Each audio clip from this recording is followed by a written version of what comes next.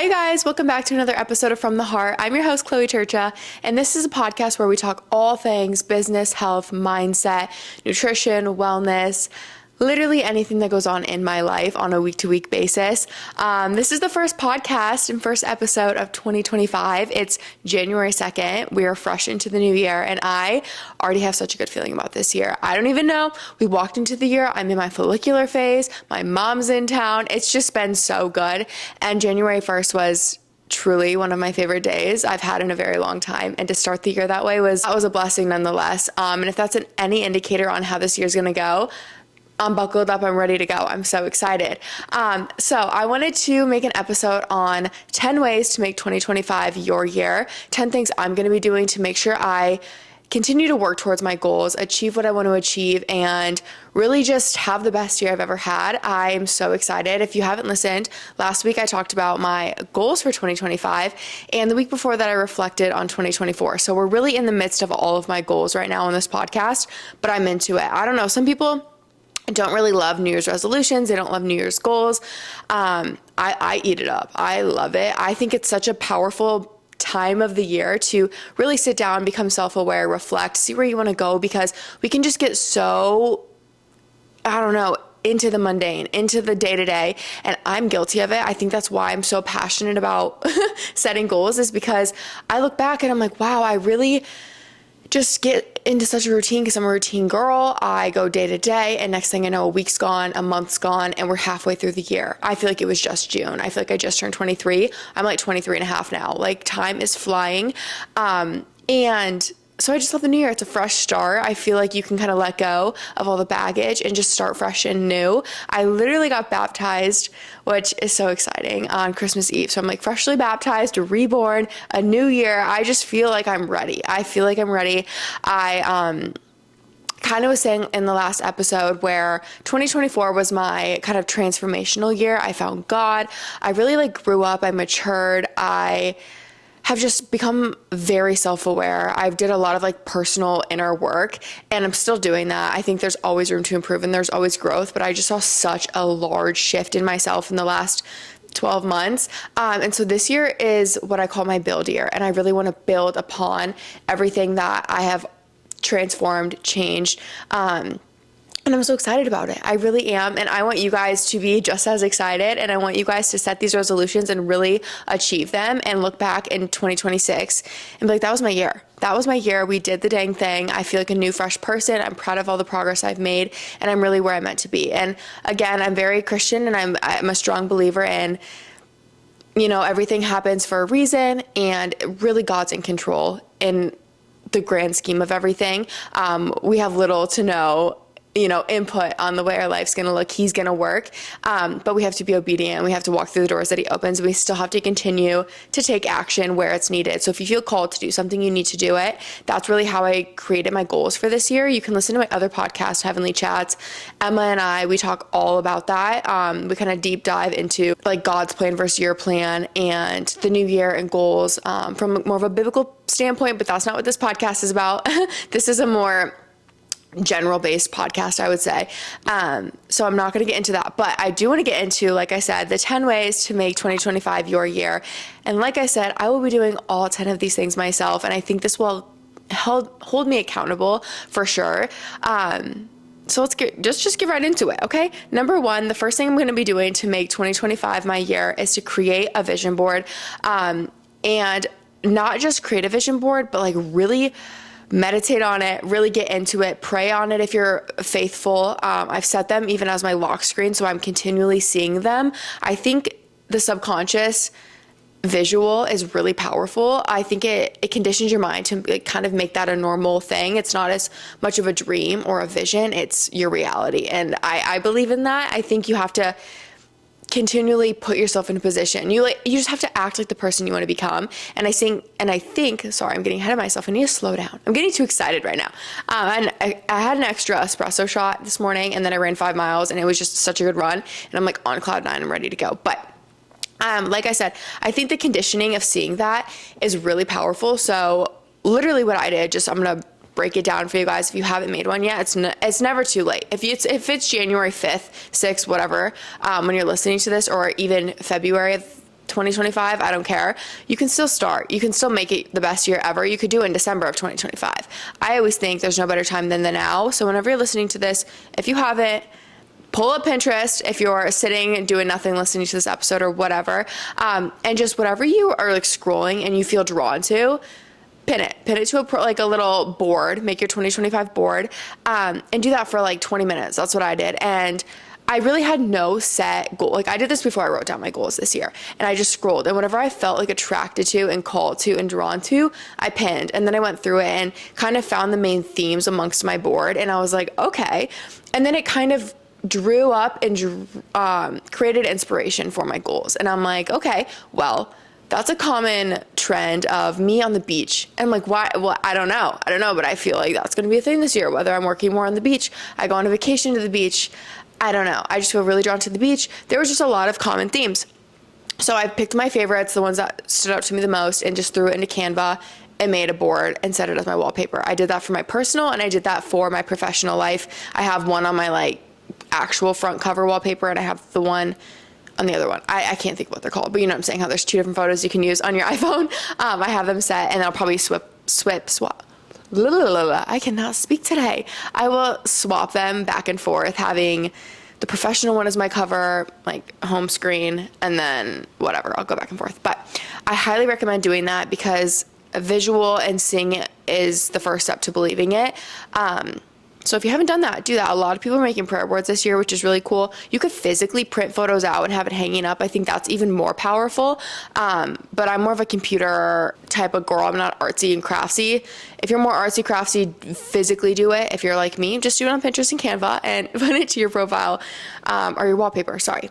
I even shared mine on social media just to make it even more real because I like sharing my goals. The second way to make 2025 your year is to reflect on the highs from 2024 and really dissect and understand your habits and your actions that got you there. So think of all the peaks of your life in 2025. Think of all of the goals that you achieved, all of the high moments, all of the proud moments, and then kind of work backwards and really ask yourself and think about, how did I get there? What was I doing to get there? What actions were I doing? What kind of person was I in that moment? Was I being bold? Was I being extra kind? Was I being more giving? Was I more involved in my church? Was I more involved with my friends? Was I more involved in self-care? Like, what was I prioritizing at that moment to get me to achieve it? Obviously, every single goal is going to vary depending on the goal and like what you need to do to get there, but it will help you make better action steps towards your new goals because clearly that works for you. What works for me might not work for you, but what is going to work for you in the past will hopefully, maybe with a few critiques, changes, and adaptions to it, it will work again. But I think it's really it's powerful. It's really powerful to view your old actions, the right ones, and be like, okay, how do I do that again? Like, those work for me. And I don't think people do that enough. I think people just kind of fly by their seat of their pants, but use your life as like evidence and like data to literally analyze it, and then create an action plan and steps towards your new goals, because if it ain't broke, don't fix it, And then number 3, the third way to make 2025 your year is to start a challenge to create momentum. This can be so small, this can be huge. I'm, again, doing 75 hard. I'm not telling you guys you need to do that. I feel like some people totally don't like it and some people love it. I personally love it. I don't think it's toxic. I don't think it's bad for me, honestly. The reason I'm doing it is because of number 2. I looked back on 2024 and I was like, wow, the peak of my life. And I realized this when I was doing a reflection post for Instagram. I was looking through the first 3 months of my life and I could just tell I felt so good. I was so happy. I was honestly probably one of the best versions of myself within those 3 months. And I'm like, that was when I was in 75 hard. So I'm like, I'm going to do it again. It started my year off with such a bang. I felt so good. Is it challenging? Yes, but it makes you mentally tougher. It makes you a better planner. It makes you, figure out how to prioritize and manage time better. And it's just a healthier approach to life. I guess I'll break down all of the different things I'm doing for 75 hard. I'm doing it a little different than last year. So if you're new to what 75 hard is, it's a 75-day challenge and you have to do these things every single day for 75 days straight. And if you miss one thing, you restart, which I love because it really builds discipline and consistency. And And after so long, it just becomes like a subconscious habit. And I love that because a lot of these things I need to improve on again, like drinking water. So one of the things is drinking a gallon of water. So I have Trusty, we're just gonna call it Trusty Stanley. I got this for Christmas. I got the gold one. It's beautiful. I love her. And I drink 3 of these a day. Not that hard. Knowing I have to do it, I'm so much more likely to take a sip, and I already can tell my energy is back and better. My run felt so much better today because I'm hydrated, and I'm only on day 3. So drinking a gallon of water is one of the parts of the challenge. There's quite a few actually. Another one is reading 10 pages in a book. Again, I love to read. I went through like 3 or 4 books last 75 hard, and they were all very powerful and taught me a lot. And I really love getting into a book, and I haven't been reading as consistently. So this is getting me back into that.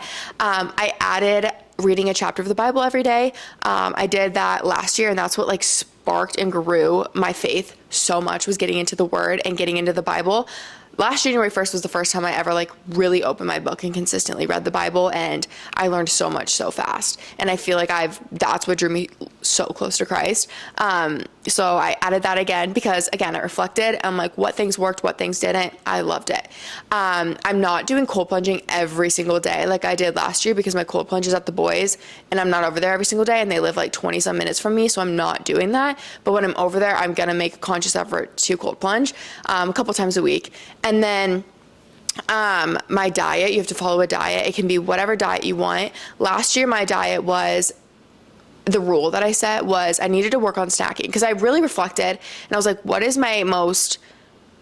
do I need to work on within my like relationship with food and eating in my diet? Like where can I improve? And the one thing I always struggled with was snacking. I was known to be a snacker. I was known to be a picker. I never just had a full meal. I would always just graze. And that was really unhealthy. I was not eating consistent meals. I was just snacking, and I was eating too much, too little. It was not good. So my diet last year was to not snack. And if I did, it had to just be pre-portioned. I could still have a snack. I just needed to like take it out of the container, put it in a bowl, not just eat straight out of a bag, put it in a bowl, just so I was more conscious of the amount that I was eating. But I am so proud of myself because looking back, I was like, wow, I really don't snack anymore. And when I do, I have a control over the amount that I eat. I don't just mindlessly, endlessly snack and like binge out. I actually killed that habit, and I'm like, wow. So I'm really proud. I'm really happy that happened because that has helped improve my relationship with food so much. And so this year, about I would say back in October, I made a couple episodes about this, so you guys know if you're like continual listeners, but I went whole food based, and I did that for like a month and a half, and then I went home for Thanksgiving. And honestly, from Thanksgiving to Christmas, I did my best, but like there was a lot of not so great meals, and that's okay. That's literally okay, but I want to get back to it. And so I'm challenging myself, and this might be the hardest part, but I'm eating whole foods based for the 75 hard. So nothing processed and prepackaged, but truly, you guys, like I say, it's a privilege to fuel our bodies with high quality whole foods. And I'm a firm believer in that. And I've noticed the difference of the way I felt in October versus November, December. And I want to feel good again. Not that I felt awful, but there was just more energy. I just felt better, and I want to feel my best always. So I'm going to do it for 75 days. And I hope that long term, it just makes it so much easier for me to make those better decisions when I'm cooking, going out. It's going to teach me how to go out to eat and like actually get a wholesome meal in, and I don't know. I'm excited about it. It's what I want to personally do. Again, I'm not telling you guys you have to do that. It's just what I want to try out and see how it can benefit me. And it's 75 days. And if I feel like it's too constrictive and too much at the end of the challenge, I won't continue it. But I think it'll make me feel really good, and I have a pretty high strong belief that I will continue doing that after.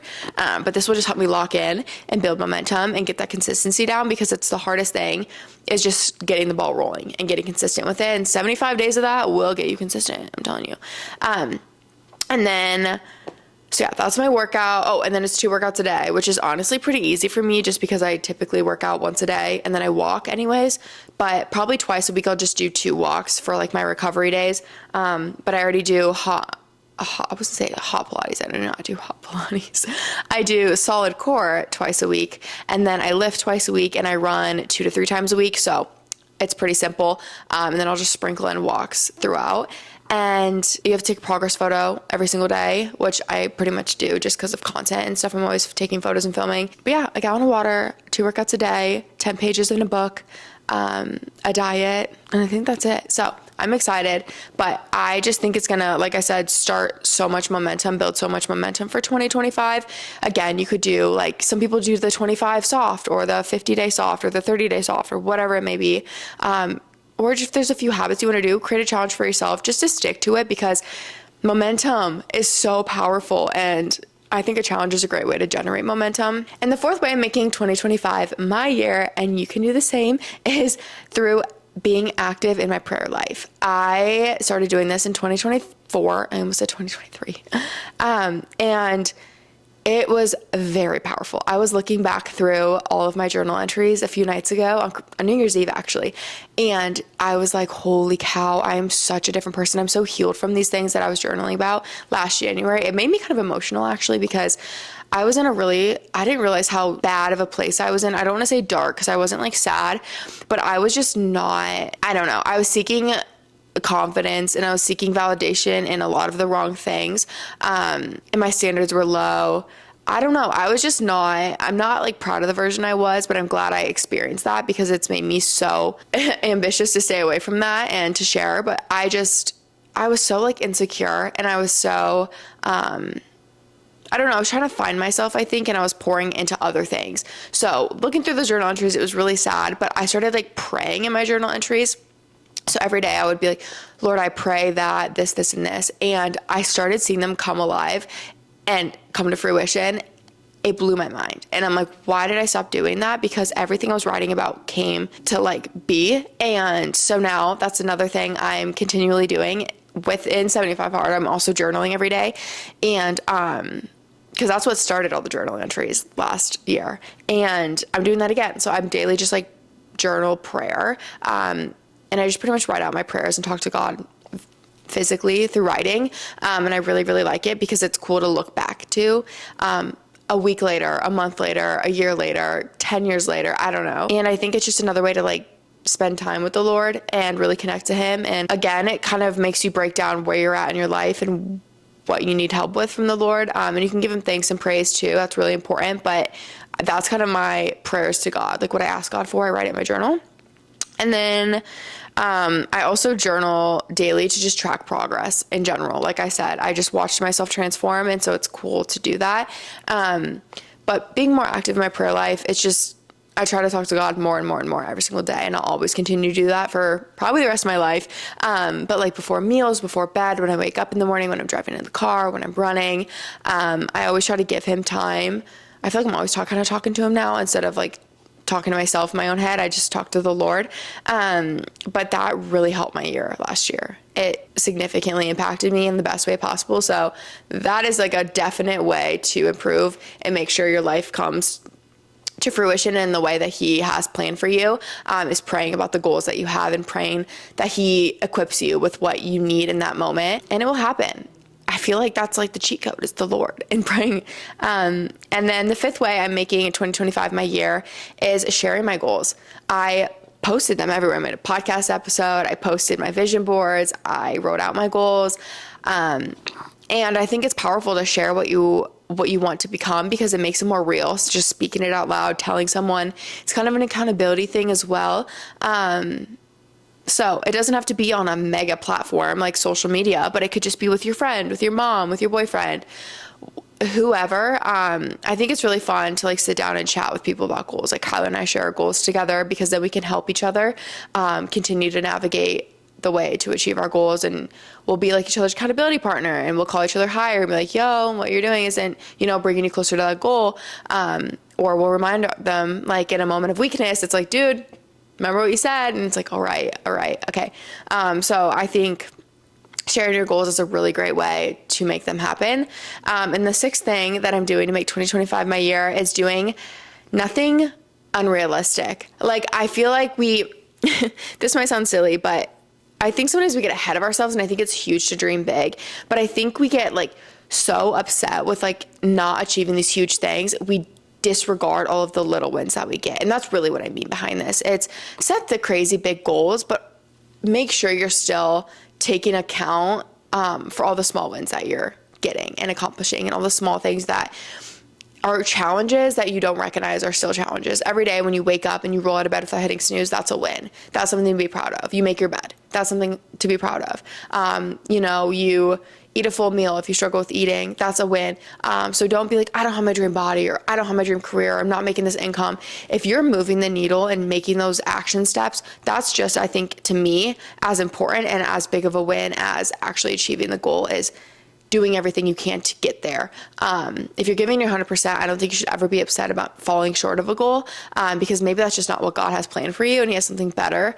But doing the things that you need to do is huge. And I guess I really just want you guys to recognize that this year, and it will help build confidence. It will help build consistency and momentum when you're proud of yourself for the small things, because those add up and those compile, and that builds confidence into like the really big things. Because if you have a huge goal set, it might seem so far, so difficult, so hard, but when you're consistently moving forward, moving the needle forward, it's not as far away. It's not as big, because you're getting these small wins to back up the big goal. And yeah, so that's the fifth one, or that's the sixth one, sorry. And then number 7, the seventh way to make 2025 your year is self-reflecting on what your weaknesses are and taking corrective action against what went wrong in 2024. So this is pretty much opposite of the first one, seeing what worked and doing that, and then reflect on what didn't work and don't do that and catch yourself. So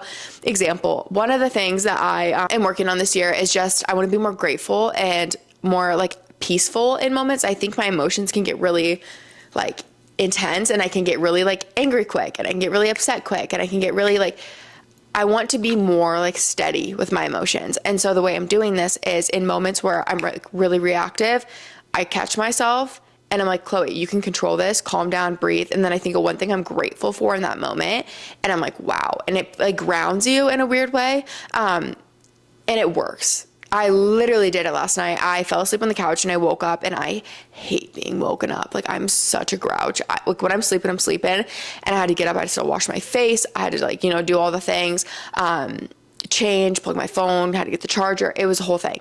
Little things, not a big deal in the grand scheme of things, but I was so irritable because I was woken up, and I knew that about myself. So I'm like, okay, Chloe, peaceful, calm, breathe, not that big of a deal. Like, it's not actually that hard to walk downstairs and get a phone charger. And so I just like caught myself, and I'm like, you know what? Be so grateful that you did wake up and you are able to wash your face and you didn't have to sleep all night with your makeup on, and be grateful. Like, it changed the whole demeanor. It calmed me down, and it brought me back to like that middle steady state, and it worked. So that's something I'm working on this year, and that's kind of how I applied it already.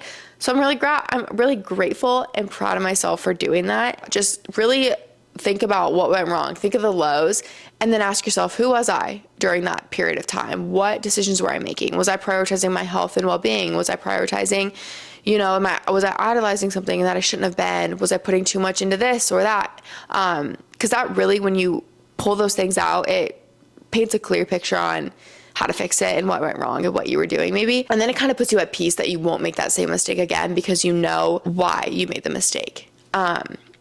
So anyway, number 8, the 8th way to make 2025 your year is focusing on what you feel called to do rather than what you want to do or what your ego wants you to do. I think this was powerful for me, just like when I was writing my goals, because I think in the past I've always written goals based upon ego. Like, oh, I want to hit 200K on Instagram. Oh, I want this. Or I want this physique. I want this body. And those things weren't anything that I felt called to do. I just wanted that to boost my ego.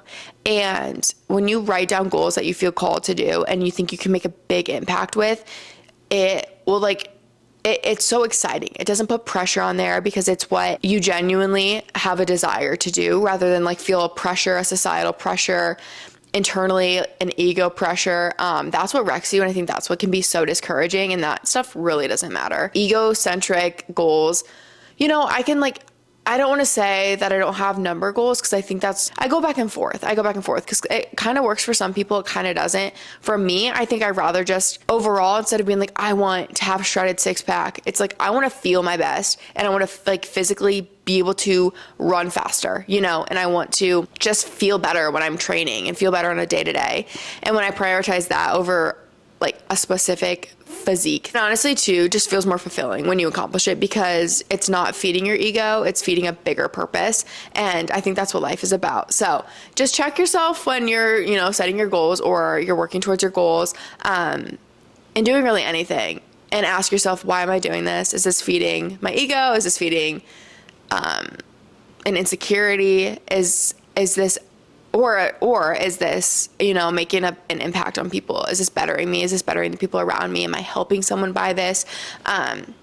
So focusing on what you feel called to do is honestly very different than what you probably want to do. It can still be in the same realm, but I don't know. I think it just makes you feel so much more at peace with your goals because, again, I feel like it feels more like God's plan for you rather than your plan. And I just have confidence that like his plan will happen. And I don't really trust myself sometimes. It's like I trust God and not my plan. I trust his plan. So leaning into what I feel called to do gives me confidence that it's like the right thing to do as well. Number 9, the 9th way to make 2025 your year is to stay planned and stay organized. This is something I really have to apply this year because I'm not the best. I'm the best at planning like my day to day, but I need to be more organized with like little things and big things. Little things such as my apartment.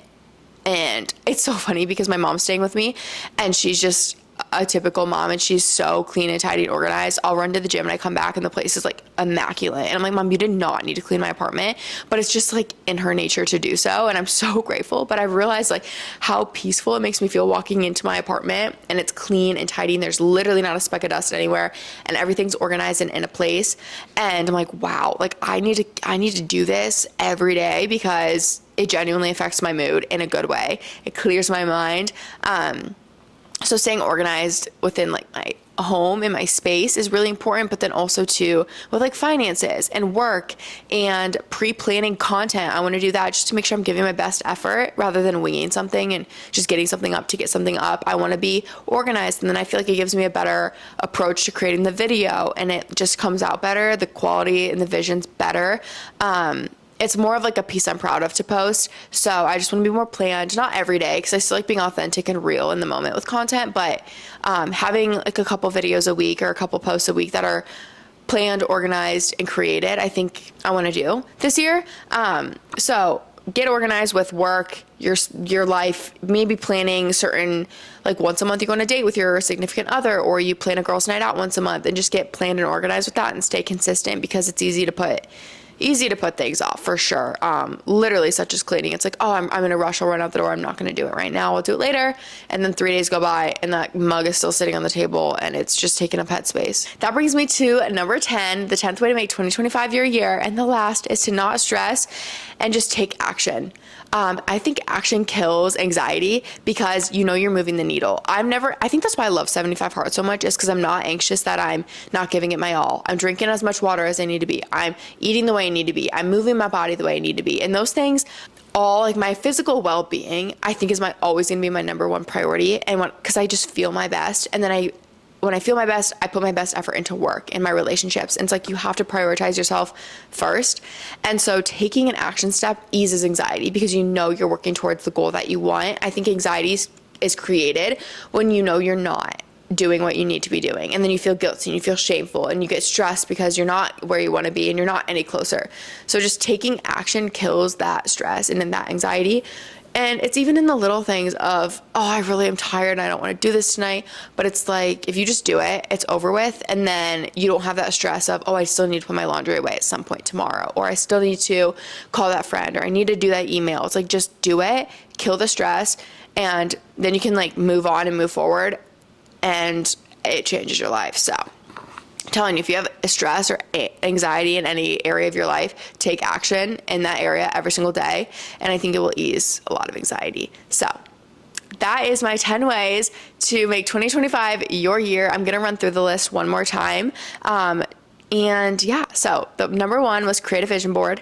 Number 2 is reflect on the highs and the habits and actions that you took to make 2024 the best year, and then continually do that and build off of them in 2025. Number 3 was start a challenge to create momentum. Number 4 is to be active in your prayer life and continually daily journal. Journal your prayers, journal your thoughts. Number 5 is to share your goals. Number 6 is to not get discouraged by setting unrealistic goals, but to celebrate the small wins. Number 7 is self-reflecting on your weaknesses and taking corrective action against what went wrong in 2024. Number 8 is focusing on what you feel called to do over what you want to do or what your ego wants to do. Number 9 is stay planned and organized. And then number 10 is not stressing and just taking action. So I hope this helps you guys. I hope you take one thing away. You don't have to do all 10, but if you apply one of these to your life, I genuinely think it will help improve 2025 and create the best year yet. I hope, like I said, you're just as excited about this year as I am. It's a fresh start. You can start today. Just start now. And you'll be so much closer to your goals if you just start. So anyway, I love you guys so much. We will chat next week. Bye, guys.